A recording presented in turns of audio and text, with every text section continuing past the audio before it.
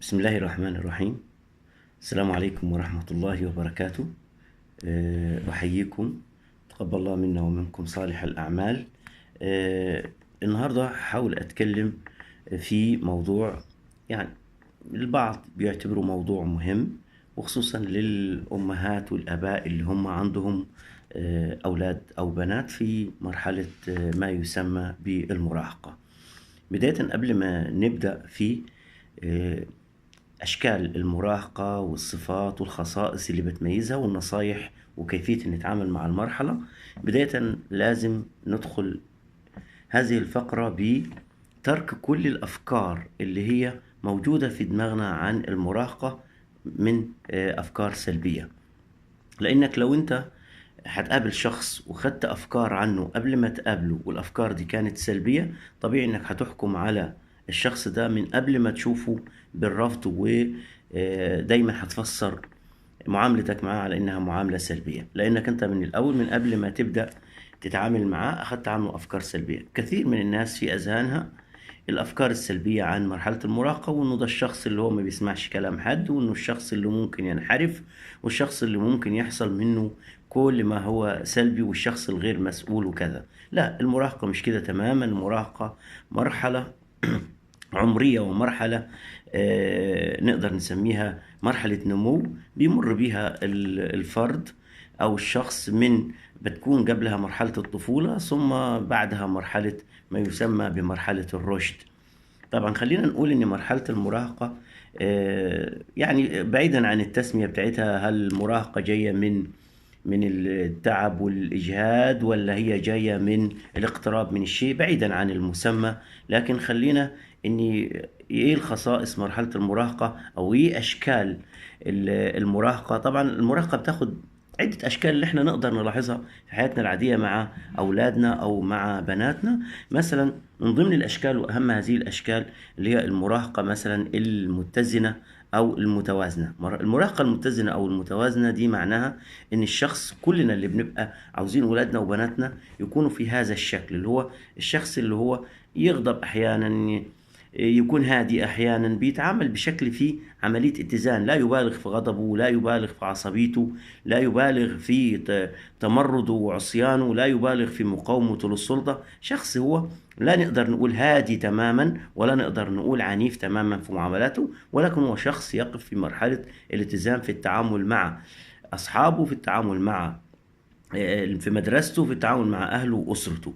فده الشكل الأولاني، وهو يعتبر أفضل الأشكال، وهو المراهقة المتزنة أو المتوازنة.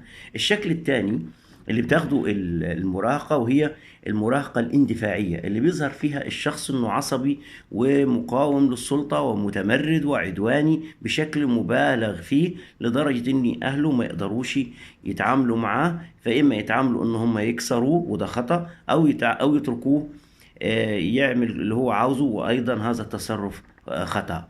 دي النوع الثاني، المراهقة الاندفاعية أو المراهقة اللي بيغلب عليها الجانب العدواني المبالغ فيه. ثالث شكل من أشكال المراهقة وهي المراهقة الانسحابية أو الانطوائية.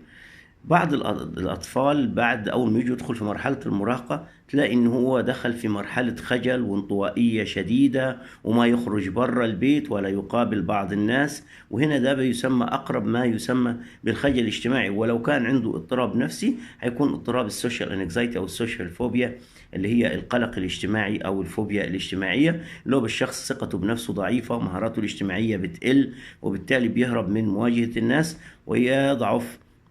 وتضعف علاقاته الاجتماعية ووجوده بين الناس واختلاطه ما بين الناس. ثالث حاجة اللي هي المراهقة اللي هي المراهقة الانسحابية احنا قلناها. يبقى المراهقة المتزنة أو المتوازنة، المراهقة العدوانية أو فيها تمرد، والمراهقة الانسحابية والخجولة. طبعا بيظهر معانا كمان اضطراب آخر، ان البعض كانت المعلومات القديمة تقول لك اكثر الاضطرابات النفسية تظهر مع مرحلة المراهقة، وان كنا نرى دلوقتي بعض الاضطرابات النفسية ظهرت في مرحلة الطفولة، لكن كان يقال ان اغلب الاضطرابات النفسية ممكن تظهر في مرحلة المراهقة.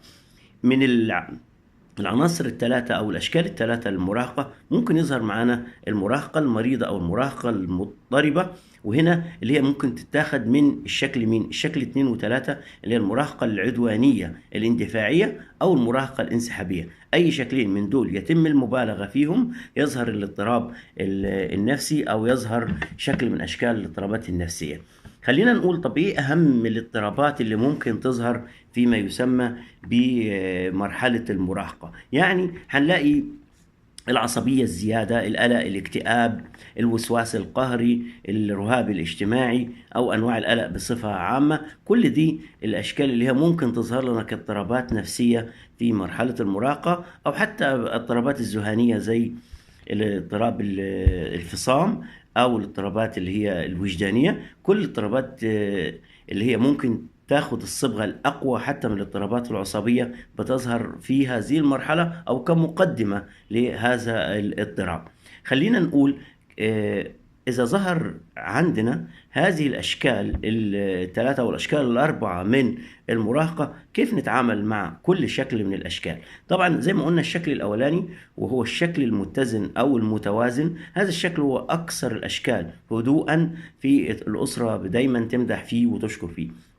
لكن في كل الأوضاع إحنا لو قدرنا نتعامل بشكل جيد مع كل شكل من أشكال المراهقة نستطيع إن إحنا نمرر هذه المرحلة بسلام. بداية المراهقة لازم نغير النظرة السلبية عنها. يعني ما نقولش إن الأطفال أو الشباب أو المراهقين في المرحلة دي هم بياخدونا أو بيستنزفوا طاقتنا، بقدر ما إن إحنا لازم نتعلم عن المرحلة دي أشياء كثيرة حتى نستطيع أن نتعامل مع المراهقة بشكل جيد. طبعا إحنا عارفين أن المراهقة طبعا بتتميز بمجموعة من الصفات، ودي طبيعة هذه المرحلة لطبيعتها. يعني هو كان طفل يعني بيضيع غالبا معظم الأوامر. لما بيدخل في المرحلة دي بيحاول بقدر الإمكان يثبت رجولته، عاوز يزود ثقته في نفسه، كأشبه على لما اتكلمنا عن المرحلة الأولى من الطفولة، الطفل اللي عمر السنتين والثلاثة اللي بيعاند ويحاول يلبس بنفسه.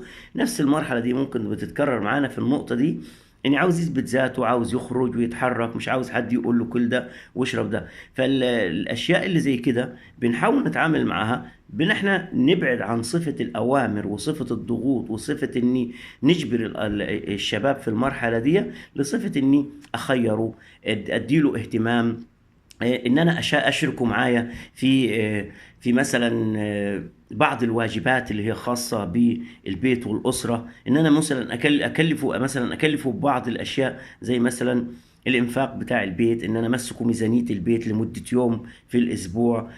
مثل هذه الاشياء بتخلي الشاب بيشعر بانه هو ليه دور. اشركه برضو حتى ايضا في الأمور اللي هي مرتبطة باتخاذ القرارات المهمة. إيه رأيك في كذا؟ وأشركه معايا في إن هو يبدي رأيه في بعض الأشياء. الشخص اللي زي ما قلنا اللي هو الاندفاعي العدواني ده بقدر الإمكان ما بحاولش أكسره، لأني لو كسرته هيتمرد أكتر، وبالتالي أنت بتعطيه بشكل غير مباشر مبرر للتمرد بتاعه، لأنك أنت بتتمرد عليه فهيحاول بقدر الإمكان يتمرد بشكل أكبر، وبالتالي ده مش الحل. وتركه أيضا مش الحل، ولكن استخدام بعض الأساليب اللي هي مثلا على سبيل المثال أشركه في نادي يمارس فيه الرياضة، وخصوصا الرياضات اللي هي تحتاج دفاع عن النفس، والرياضات اللي فهيتعلم هناك لما يسمع من الكابتن بتاعه في النادي إن يعني لما الإنسان يكون قوي ما يحاولش يمارس قوته على الآخرين. الكلام ده لما يسمعه من المدرب في النادي غير لما يسمعوا منك انت كأب او كأم، لان هو غالبا في الحالة دي ما بياخد كتير بآرائكم على انها هي الآراء الصحيحة، لكن لما يسمع من مدرب في النادي ممكن يستجيب لهذا الرأي أو يؤمن بهذا التفكير. كمان من ضمن الأشياء اللي أنا ممكن أشرك فيها الشخص الاندفاعي العدواني، بالإضافة إن أنا أخذ رأيه، بالإضافة إن أنا بأشركه في النادي، كمان أيضا بحاول بقدر الإمكان إني أدخله في بعض الأشياء اللي هي القراءات والكتابة والفنون والمهارات اللي هو ممكن يستفيد منها. أحاول أدور على أي حاجة إيجابية في هذا الشخص، وحاول إن أنا أنميها، وحاول إن أنا أدخله في بعض المسابقات، مسابقة صيد، مسابقات السباحة، الغوص، كل هذه الأشياء بتساعده. بالنسبة للشخص الانسحابي، وده طبعا يمكن الوضع بتاعه يكون أصعب بكثير من الشخص الاندفاعي، لأن الانسحابية كثير من الاضطرابات النفسية تأتي بسبب الانطواء والانسحاب، لأنها بتفقد جزء كبير. حتى ولو كان ذكي تلاقي تفكيره يبتدي ينخفض بسبب إنه هو ما بيتحركش، بسبب إنه هو ما بيشاركش. كثير من المهارات يستطيع يفتقدها في هذه المرحلة. فهنا برضو الشخص الانسحابي لابد من ان انا انمي ثقته في نفسه، بحاول قدر الامكان امدحه ولو على الاشياء البسيطة، لكن ما امدحوش على اشياء ما اعملهاش، لان هو كده هيفهم ان انت بتضحك عليه، او انك انت بتمدحه بشيء مش موجود. فهو ذكي، ولكنه محتاج اللي ينمي ثقته في نفسه باشكال مختلفة فيها ذكاء وحسن تصرف. ان انا امدحه ولو في الاشياء البسيطة، ان انا بحاول اوجه له لو في جلسة جماعية بدون ما اجبره طبعا، لكن بحاول اقنعه، احاول اوجه بعض الاسئلة البسيطة اللي انا عارف انه ممكن يجاوب عليها، واحاول ان انا امدحه فيها. احاول اشركه ايضا في مصروف البيت وتعليمه بعض الاشياء، واستشيره واخد رايه، وزي ما عملت مع النوع بتاع الاندفاعيه ايضا بعمل معاه نفس الاشياء دي. احاول ان انا لما اجي اروح مناسبه اخده معايا، ما احاولش ان انا برضو ايضا اجبر، ولكن اقنعه انه، واحاول احافظ عليه وامن الانتقادات الخارجيه منه. كثير من اللي بيدخلوا في الشكل الاندفاعي هو نتيجة نقد مستمر لهذه الشخصية، نتيجة نقد مستمر لهذه الشخصية. يعني مثلا أحد المعلمين الأفاضل اللي نتمنى أن يكونوا كذلك، انتقد أحد الأطفال لزيادة وزنه، فسخر منه وقال له يا كذا بالوصف اللي هو لا يليق ان هو معلم يقول للطالب لمجرد انه عنده زيادة وزن، بدل ما يرشده كيف تمارس رياضة، كيف نوزن الوزن، كيف نبعد عن الاشياء اللي تزيد الوزن عندنا. لا، وصفه بالوصف ده. الولد اصبح عنده حالة تبول لا ارادي، وبتشكو والدته وابوه انه مش عارفين يتكيفوا او يتعاملوا مع الولد. وخصوصا الحاجات دي، الانتقادات قد تكون في الطفولة صعبة، فهي أصعب هذه الانتقادات لما نقرب ندخل في مرحلة المراهقة.